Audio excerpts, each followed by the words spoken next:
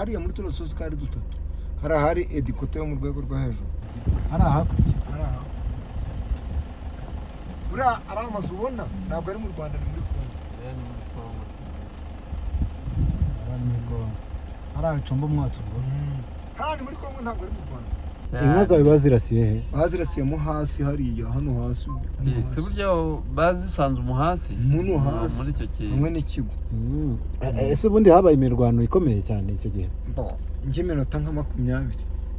cyangwa 30 icyo gihe barashe inka zawe 5 gusa cyangwa ni 5 barashe ndaki n'ubundi bazirashe ni kwa kundi nyine umujura cyangwa si umwanzi FDR kuri akigenda yageze kunga yibwira ngo ibonye abasirikare ko babonaga akanyana gahagurutse bakibwira ngo ni umusirikare bakarasa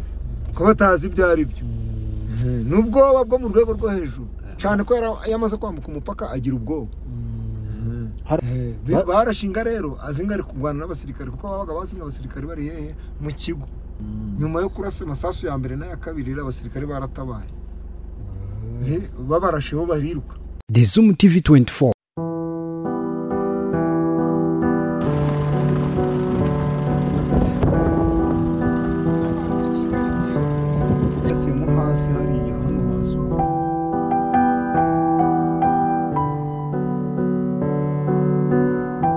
Twagerezo Jadeti mu buzima busanzwe ndi umuyobozi w'ikigo cya Groupe Scolaire Mutovu ungirije ushinzwe amasomo. Mu bihe byashize tariki 27 z'ukwezi kwa 8 2021 nagize ibyago abagizi ba nabi abacengezi baza kurasa inga zanje 5 noneho nza kugira ikibazo cyane nja kure ariko noneho leta nziza yowe na nyakubahwa Perezida Paul Kagame wubwe ku giti cye aza kunshumbusha inga 5 zihaka. Inga 5 zihaka rero zavuye mizi nga mubona kuko izo nga 5 zihaka zinoraca hari murazibona nizo zagiye zibyariye imitavu ariko kubera ko kugeza ubuzima hari zimaze kubyara injuro ya kabiri imitavu zo zagiye zibyara za mbere nagiye nzigaba nagiye nanje zisumbusha abandi ngaziba hamaze gutanga inga 5. tuvuge bakimara kuzirasa zikimara gupfa wumvisha umeze gute nk'umuntu wari numvisha ngize ibibazo cyane numva ngiye kure uburyo numvisha ari ngombwa ko umwanzi warashizonga yakagombye kugaragara nanje ubwanje ngamubona ariko nashizemo imbaraga nyinshi cyane nshaka kugira ngo nibuze nanje uwo mwanzi mukurikire bagerageza kunsanga no kunganiriza baravuga ati igihugu cy'abaturanyi cyo gicumbikiye umwanzi ihangane nawe urabibona kubera ko byari hafi y'umupaka ariko leta y'u Rwanda nziza ntabwo yagutererana ahubwo ni ukuvuga ngo barareba uko bakugenza aribwo Perezida wa Repubulika ubwe akimara kumva icyo kibazo yanshumbushije inga 5 zihaka. Ndumvaga usubiye inyuma mu iterambere. Ndumvaga nsubiye inyuma mu iterambere kubera ko n'ubundi zonga nari naraziguze mu mafaranga nari naragujije muri sako mwarimu. Ariko nyimara kuzibona namwe murabyiboneye n'amaso yanyu ko kugeza ubu nta n'ikibazo mfitanye na sako. Tuvuge ko nyuma yaho bagushumbushyirije inka none ubuzima bwahindutse. Bwarahindutse ndandi kibazo mfite ko n'uyu murima ziziritsemo wose n'uwanje. Tubwire wenda nk'umuntu utari kuzireba tubwire izo nka zari 5 bagushumbushyije ubu wageze ku nka zinga 13 kugira ugere no ku rwego rwo kuragiza. Izo nari mfite zari 5 izo banshumbushije ni 5 zihaka kugeza uyu munsi mfite inga ziri kuri 13. Izo 3 rero izo 3 nizo nasumbushije abandi ariko kugeza ubu urabona ikibuga canje kirizihiwe cyo nyine kirimo inga 11. natwe dushoboje kuri izo nka turazifite yakiriye neza kuko icambere mu muryango urikunda ntabwo wikunda ahubwo ukunda umuryango twamwakiriye kuko ari imfura kandi n'uwamuhaye nawe ni imfura mu bandi kuko byari byiza cyane. Yampaye iyo nka yaje kwimagura nza kwiguramo ishashi akiyo shashi ni nziza pe ni ishashi ya kijambere itanga umusaruro nayo nzayishumbushaho abandi kandi nanye umuryango wanje ukure neza.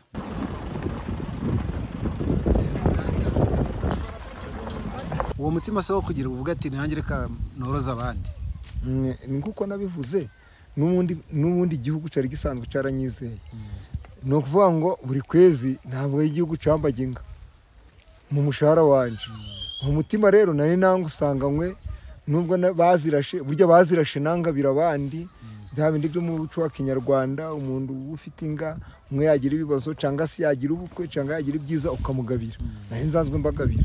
burya rero nta nubwo ari zo eshanu gusa nagabiwe ahubwo hari n'izindi nagabiwe niyo mpamvu nk'iki kibuga harimo inga 11 ubu noneho umuntu avuga ko mufite umutekano abo dufite umutekano usesuye cyane ko twamaze gukora ikintu bita clôture noneho dufatanyije n'ubuyobozi bw'umurenge guturuka kuri executive ukagera ku mukuru w'isibo amaronda arakorwa kandi umutekano ni wose umwanzi yabaye mbese ni ukuvuga ngo ni wa wundi wagiye mbere na nyuma twese dukora mbese nk'ikipe imwe noneho tugahuza ibitekerezo twamara guhuza ibitekerezo aho umwanzi wose yaturuka tukamukumira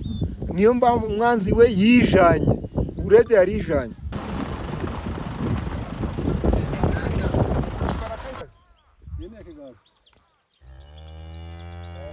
hano hose muri Bugesha hararinzwe ingabo zirahari pe kandi n'abaturage bafatanyije nazo tugende tuvuga ku kirero cy'umutekano tuvuga ko mufatanya n'ingabo rwose dufatanya n'ingabo tukarebera hamwe tugatangira amakuru ku gihe dufatanyije nabo cyane mbere tudafite umutekano twasaga n'abadahinze ubwo twagira ngo turahinga umutekano gukaba muke tukiruka ariko buno nta kibazo hanyuma uruhare rwanyu nk'abaturage mufatanyije wenda n'ingabo ziba ziri hano inzego z'umutekano mu gucunga umutekano mwebwe uruhare mugira n'uruhe ku buryo umuntu yavuga ati koko Bugesha bafite umutekano kandi nta cyawuhungabanya iyo tubonye bimeze nabi dutangiraga amakuru ku gihe ubwo rero ingabo zitwegereye zikabidufasha dufite irondo ndetse dufite n'abanyamakuru mbese hano ni umutekano nta kibazo cyane mutubwire nk'abo mukora ibikorwa by'ubuhinzi mu gihe hatari umutekano mwari mubayeho gute mu gihe hatari umutekano twirirwaga turi kwiruka tutatujije buri muntu wese akagamba ati ugu munsi ndapfa ariko Imana mu ijuru yaraturinze n'ingabo za leta ziradushigikira ziraturinda igihugu cyacu umubyeyi wacu aducungira umutekano aduhereza amahoro mbese ubundi dufite amahoro asesuye ku mubyeyi wacu perezida ubu muzi ingaruka zo kubura umutekano ku buryo muvuga ati ntago twakwemera wawuhungabanya umuntu waguhungabanya nta kumushaka yabaje tugatanga induza ubwisanzure kugira ngo bamufate amakuru ku gihe tugatangira amakuru ku gihe bakamufata ariko dufite icyizere yuko ingabo zacu ziducungira umutekano kanda aho hatukura handitse subscribe kugira ngo uzajye ubona n'izindi video utasanga ahandi. Zoom TV 24.